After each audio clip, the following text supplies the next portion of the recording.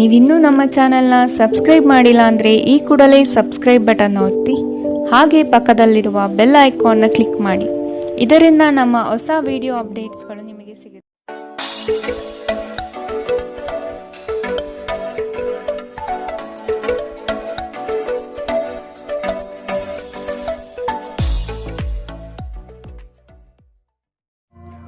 ಮೊದಲನೇದಾಗಿ ಶಿಕ್ಷಣದ ವಿಚಾರಕ್ಕೆ ಬರುವಂಥದ್ದಾದರೆ ವಿದ್ಯಾರ್ಥಿಗಳಿಗೆ ಈ ತಿಂಗಳು ಅತ್ಯುತ್ತಮವಾದಂತಹ ತಿಂಗಳಾಗಿರುತ್ತೆ ಅಂತಲೇ ಹೇಳ್ಬೋದು. ನಿಮ್ಮ ಪ್ರತಿಯೊಂದು ವಿಚಾರಗಳಲ್ಲೂ ನೀವು ಈ ತಿಂಗಳು ಮೇಲುಗೈನ ಸಾಧಿಸ್ತೀರಾ ಅಂತಲೇ ಹೇಳ್ಬೋದು. ಇನ್ನು ನೀವೇನಾದರೂ ಸ್ಪರ್ಧಾತ್ಮಕ ಪರೀಕ್ಷೆಗಳಲ್ಲೇನಾದ್ರು ಪಾಲ್ಗೊಳ್ತಿದ್ದೀರಾ ಅಂತ ಹೇಳಿದ್ರೆ ಈ ತಿಂಗಳು ನಿಮಗೆ ಸಕಾರಾತ್ಮಕವಾದಂತಹ ಫಲಿತಾಂಶಗಳು ಹೆಚ್ಚಾಗಿ ಸಿಗುತ್ತೆ ಅಂತಲೇ ಹೇಳ್ಬೋದು. ಇನ್ನು ದೂರದಲ್ಲಿರುವಂತಹ ವಿದ್ಯಾರ್ಥಿಗಳಿಗೆ ಈ ತಿಂಗಳು ಹಣದ ಸಮಸ್ಯೆ ಸ್ವಲ್ಪ ಎದುರಾಗಬಹುದು. ಸೊ ಅದರಿಂದ ಪೋಷಕರು ಸ್ವಲ್ಪ ಇವರ ಬಗ್ಗೆ ಗಮನ ಹರಿಸುವಂಥದ್ದು ಉತ್ತಮವಾಗಿರುತ್ತೆ ಅಂತಲೇ ಹೇಳ್ಬೋದು.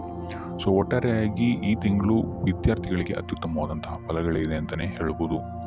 ಇನ್ನು ಕುಟುಂಬ ವಿಚಾರಕ್ಕೆ ಬರುವಂಥದ್ದಾದರೆ ಕುಟುಂಬ ವಿಚಾರದಲ್ಲಿ ಸ್ವಲ್ಪ ಎಚ್ಚರಿಕೆಯನ್ನು ನೀವು ವಹಿಸಬೇಕಾಗತ್ತೆ. ಮೊದಲನೇ ವಾರದಲ್ಲಿ ನಿಮ್ಮ ಸಂಗಾತಿಯ ಜೊತೆ ವಾದ ವಿವಾದಗಳಾಗುವಂತಹ ಸಾಧ್ಯತೆಗಳಿದೆ ಅಂತಲೇ ಹೇಳ್ಬೋದು. ಸೊ ಆದಷ್ಟು ಇಲ್ಲಿ ಸ್ವಲ್ಪ ತಾಳ್ಮೆಯನ್ನು ವಹಿಸುವಂಥದ್ದು ನೀವು ಉತ್ತಮವಾಗಿರುತ್ತೆ.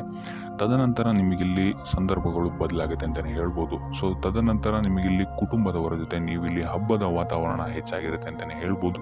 ಮಂಗಳ ಕಾರ್ಯಗಳು ಇಲ್ಲಿ ಹೆಚ್ಚಾಗಿ ನಡೆಯುತ್ತೆ ಅಂತಲೇ ಹೇಳ್ಬೋದು. ಸೊ ಇದರಿಂದಾಗಿ ಇಲ್ಲಿ ನಿಮ್ಮ ಮನೆಯ ವಾತಾವರಣ ಮತ್ತು ನಿಮ್ಮ ಕುಟುಂಬದವರ ಸಹಕಾರವು ಸಹಿತ ನಿಮಗಿಲ್ಲಿ ಹೆಚ್ಚಾಗಿ ಸಿಗುತ್ತೆ ಅಂತಲೇ ಹೇಳ್ಬೋದು. ಇನ್ನು ಮನೆಯಿಂದ ದೂರ ವಾಸಿಸುತ್ತಾ ಇರುವಂಥವರು ಈ ತಿಂಗಳು ನಿಮ್ಮ ಮನೆಗೆ ಮರಳಿ ಬರಬಹುದಾದಂತಹ ಸಾಧ್ಯತೆಗಳು ಹೆಚ್ಚಾಗಿದೆ ಅಂತಲೇ ಹೇಳ್ಬೋದು. ಇನ್ನು ಈ ತಿಂಗಳು ಸಂತಾನ ಇಲ್ಲದವರಿಗೆ ಸಂತಾನ ಭಾಗ್ಯ ಯೋಗವೂ ಸಹಿತ ಇದೆ ಅಂತಲೇ ಹೇಳ್ಬೋದು.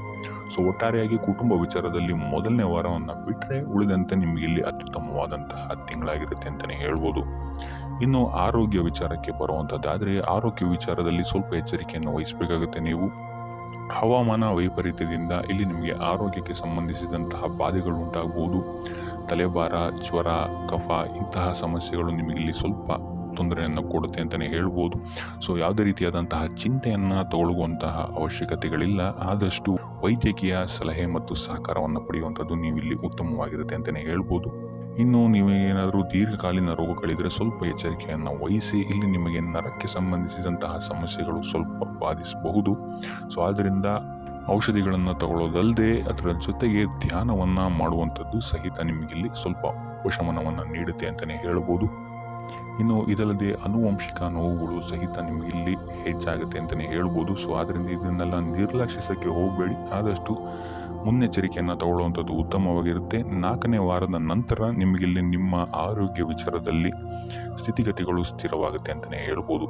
ಇನ್ನು ಈ ತಿಂಗಳು ವಾಹನ ಚಲಾಯಿಸಬೇಕಾದ್ರೆ ಆದಷ್ಟು ಹೆಚ್ಚು ಗಮನವನ್ನು ನೀವು ವಹಿಸುವಂಥದ್ದು ಉತ್ತಮವಾಗಿರುತ್ತೆ.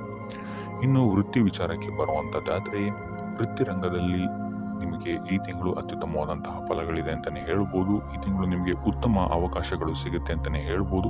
ಸೊ ಆದ್ದರಿಂದ ಈ ಅವಕಾಶಗಳನ್ನು ಸಂಪೂರ್ಣವಾಗಿ ಬಳಸ್ಕೊಳ್ಳುವಂಥದ್ದು ನಿಮ್ಮ ಕೈಯಲ್ಲಿದೆ ಅಂತಲೇ ಹೇಳ್ಬೋದು. ಸೊ ಇತರರ ಮಾತಿನ ಮೇಲೆ ಹೆಚ್ಚು ಅವಲಂಬಿತವಾಗಬೇಡಿ. ನಿಮ್ಮ ಸಾಮರ್ಥ್ಯವನ್ನು ನಂಬುವಂಥದ್ದು ನಿಮಗಿಲ್ಲಿ ಉಪಯೋಗಕರವಾಗಿರುತ್ತೆ ಅಂತಲೇ ಹೇಳ್ಬೋದು.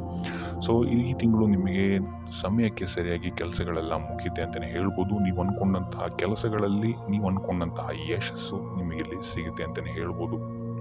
ಈ ಹಿಂದೆ ನಿಮ್ಮ ಕೆಲಸಗಳನ್ನು ವಿರೋಧಿಸ್ತಾ ಇದ್ದಂತಹ ವ್ಯಕ್ತಿಗಳು ಸಹಿತ ನಿಮಗೆ ಈ ತಿಂಗಳು ಸಹಕಾರಿಯಾಗಿ ಕೆಲಸ ಮಾಡ್ತಾರೆ ಅಂತಲೇ ಹೇಳ್ಬೋದು. ನಿಮ್ಮ ಸೃಜನಶೀಲತೆಯಿಂದ ಈ ತಿಂಗಳು ನೀವು ಹೆಚ್ಚಿನ ಸಫಲತೆಯನ್ನು ನೋಡ್ತೀರಾ ಅಂತಲೇ ಹೇಳ್ಬೋದು. ಇನ್ನು ಬ್ಯಾಂಕ್ ನೌಕರರಿಗೆ ಈ ತಿಂಗಳು ಉತ್ತಮವಾದಂತಹ ಸಮಯ ಆಗಿರುತ್ತೆ.